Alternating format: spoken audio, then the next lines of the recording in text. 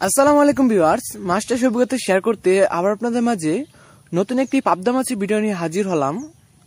তো আজকে আমি আলোচনা করব পাবদা মাছের রেনু ও দানিপোনার দাম কেমন হবে এবং 5 থেকে 6 মাস চাষ করার পর হারভেস্টিং এর সময় পাবদা মাছ কত টাকা করে কেজি বিক্রি করতে পারবেন সেই সম্পর্কে আপনাদেরকে ধারণা দেব।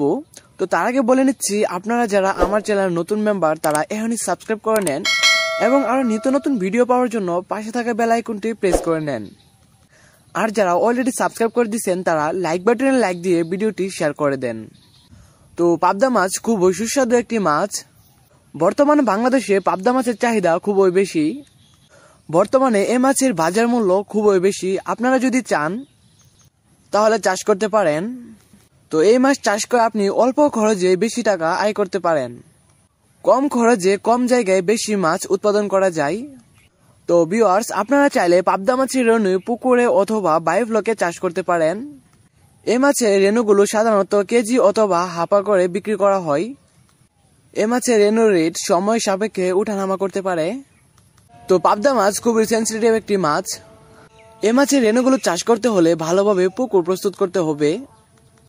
পুকুর প্রস্তুতের ক্ষেত্রে যদি টুকরি হয় তাহলে মাছ চাষের ক্ষেত্রে ব্যাঘাত ঘটতে পারে।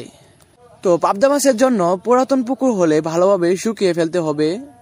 শুকানোর পর প্রতি শতকে 1 কেজি হারে চুন ছিটিয়ে দিবেন। চুন দেওয়ার 2 দিন পরে আপনি 100 গ্রাম ইউরিয়া এবং 150 গ্রাম টিএসপি পুকুরে ছিটিয়ে দিবেন। দিবার পর যদি প্রসেস থাকে তাহলে আপনাকে গোবর দিয়ে দিবেন শতাংশ প্রতি 3 কেজি থেকে 4 কেজি হারে। তারপর 3 থেকে 4 ফিট পানি রাখবেন।